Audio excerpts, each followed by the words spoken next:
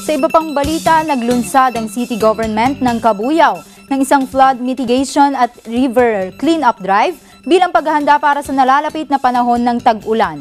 Ang aktibidad na ito ay sinimula noong 2009 at taunan na itong isinasagawa sa nasabing probinsya.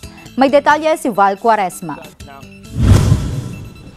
Bilang paghahanda sa tag-ulan, ang city government ng Cabuyao ay naglunsad ng flood mitigation and river cleanup drive sa pangunguna ng Cabuyao Environment Resources Office.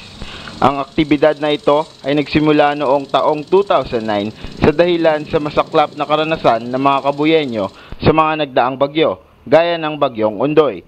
Ang cleanup drive ay sasagawa sa buong syudad ng Cabuyao, pangunahin sa mga barangay na nasa baybayin ng lawa ng Laguna, kung saan sila ang higit na apektado ng mga pagbaha.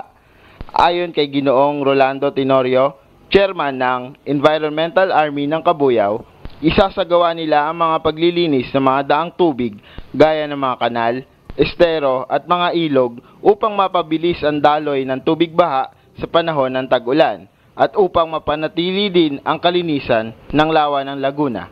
Mula dito sa Cabuyao City, Laguna, kasama si Joseph Bandillo, Val Quaresma, Eagle News.